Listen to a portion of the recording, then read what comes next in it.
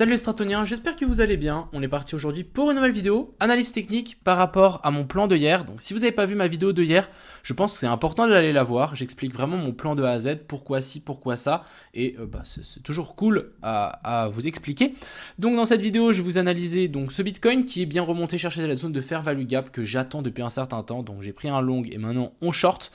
On ira voir l'Ethereum qui est en train de pumper tout seul. On ira voir le SP500, l'indice du dollar qui est en train de se péter la gueule. Solana, il y avait un petit setup que j'ai raté malheureusement, mais on ira voir ça aussi ensemble. Sushi, Phil qui m'a été aussi demandé et on ira voir Apt.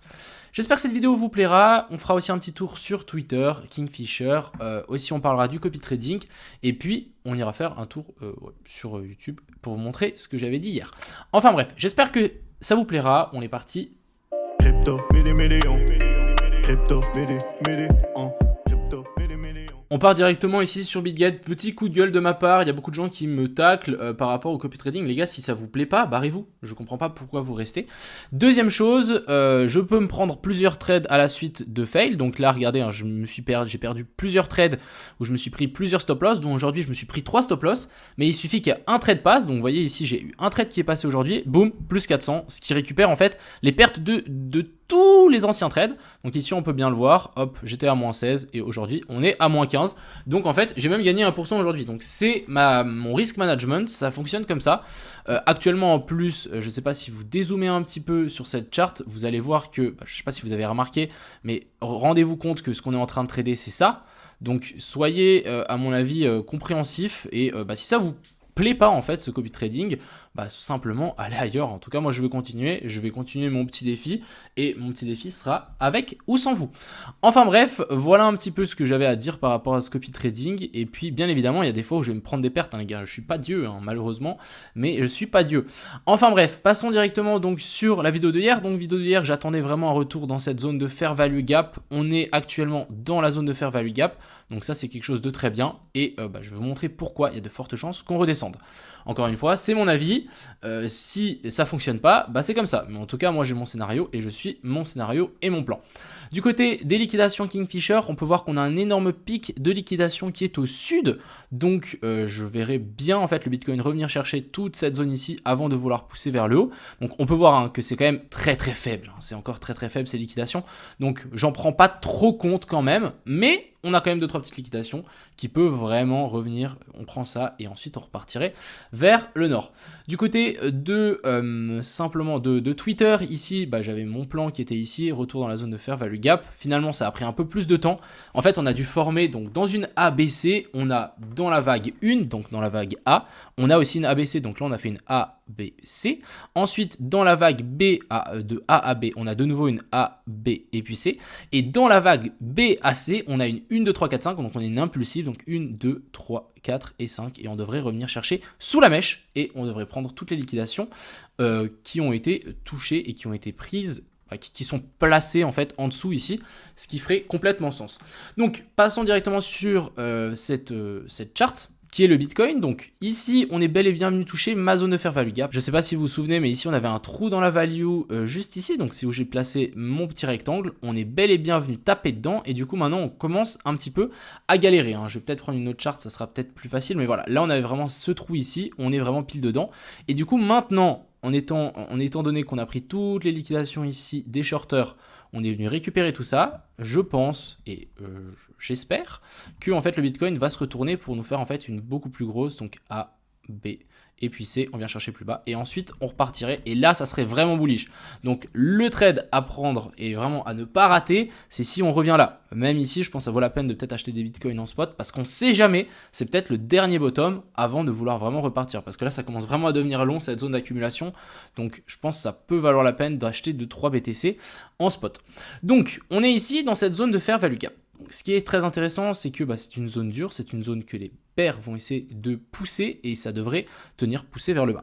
Maintenant, je vais vous montrer donc le petit trade que j'ai pris aujourd'hui. Donc ça, c'est l'autre trade que j'ai pris actuellement donc sur le copy trading et aussi sur mon compte MetaTrader 4. Donc ici, j'ai mon short. Donc là, actuellement, je suis à moins 240 parce que j'ai ouvert la position avec 5 bitcoins.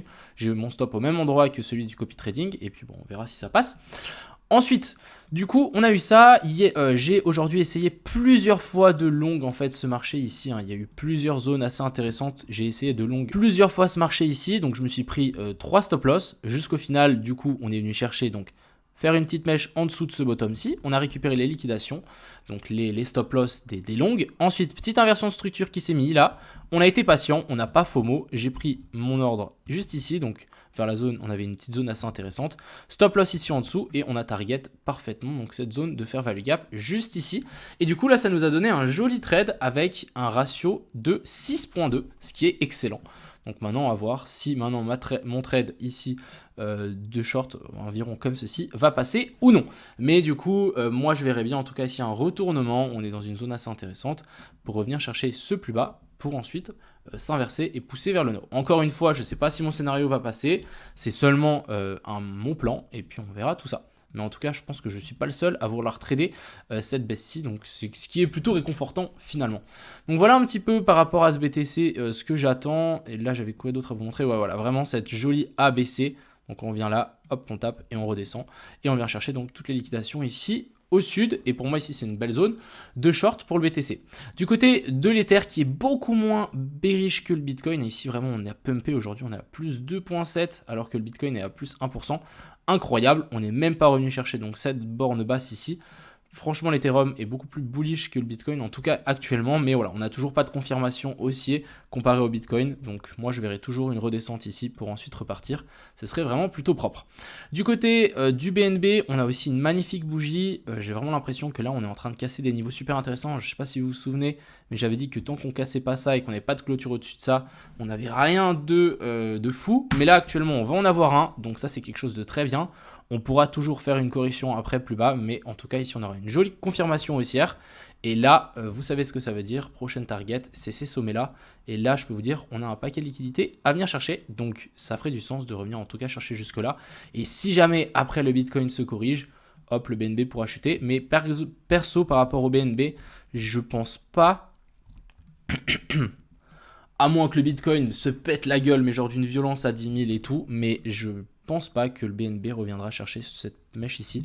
Ça m'a l'air quand même super bullish ce qu'on a ici, et je verrais bien faire ça, mais chercher un nouveau plus bas là, je serais très très étonné. Enfin bref, j'investis dans du BNB. Ensuite, passons à l'indice du dollar. Donc ici, magnifique chute. Donc actuellement, on a bel et bien timé ce top ici en Adam et Ève. C'est génial. Maintenant, ce qu'il nous faut, c'est une cassure de ça. Et je pense qu'on pourra revenir et redescendre beaucoup plus bas pour ce fameux indice du dollar. Même chose ici, on a un equal low. Donc personnellement, je le vois au moins descendre jusqu'ici, voire si on casse les 110, descendre à 106, ce qui pourrait nous propulser quand même un joli petit pump pour ce BTC.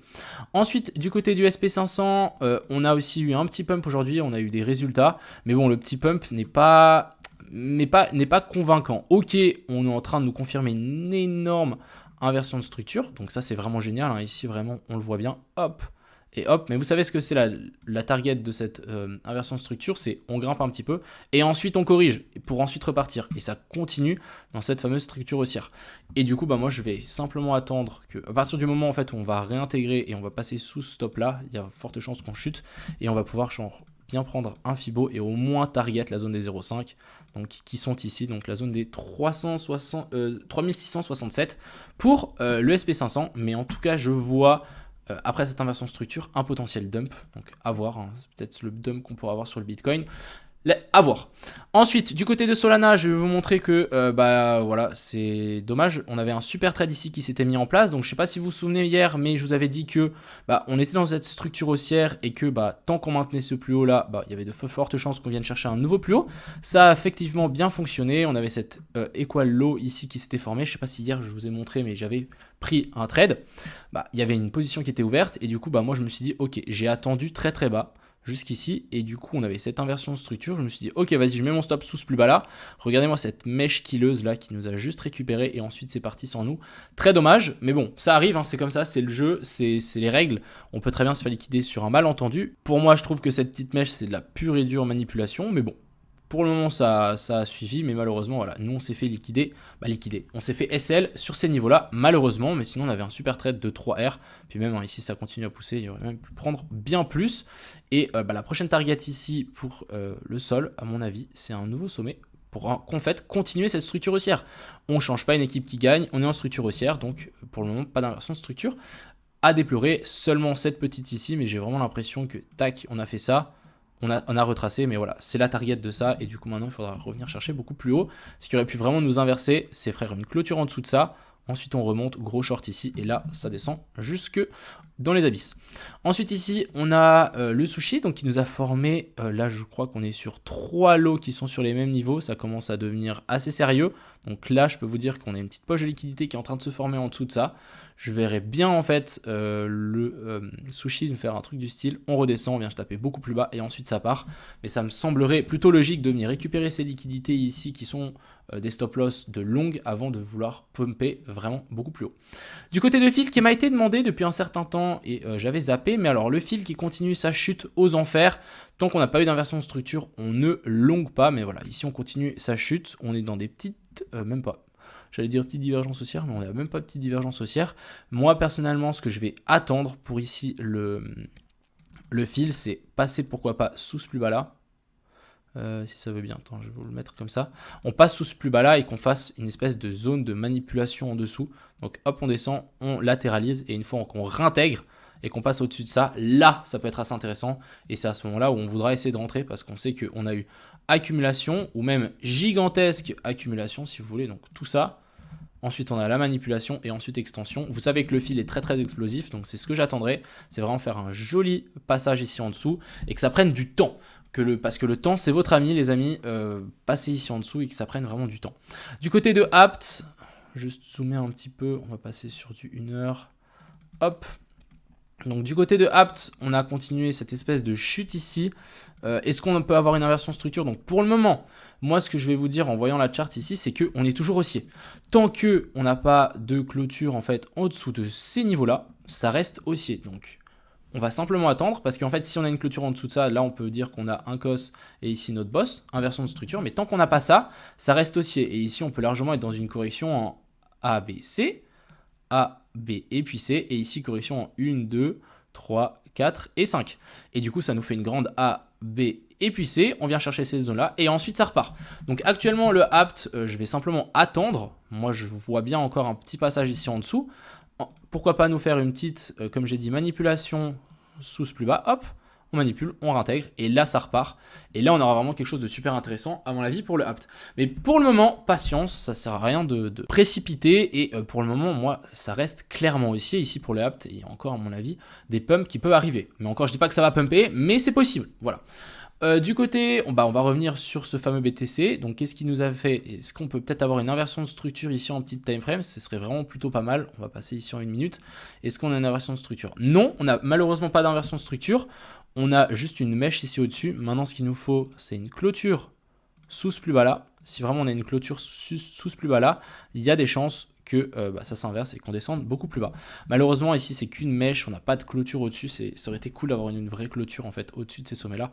Bref, du coup à prendre avec des pinceaux, le top n'est peut-être toujours pas trouvé et mon short ici n'est toujours pas, je suis toujours pas serein. Mais bon, mon stop loss est posé, mon plan est là, mais voilà, je ne suis pas à 100% sûr de ce short, on verra comment ça se passe. Bref, j'espère que cette vidéo vous a plu, j'espère que vous avez bien pu comprendre aussi par rapport à la vidéo de hier ce que je voulais dire d'un retour dans cette zone de FVG. Et du coup maintenant, on va attendre qu'on liquide, c'est long vers le bas, hein. Bien évidemment on change de camp. Comme une pièce qui fait pile ou face, bref, je sais pas qu'est-ce que je dis, mais vous m'avez compris. Enfin bref, j'espère que ça vous a plu, je vous souhaite à tous une agréable soirée, et puis à plus.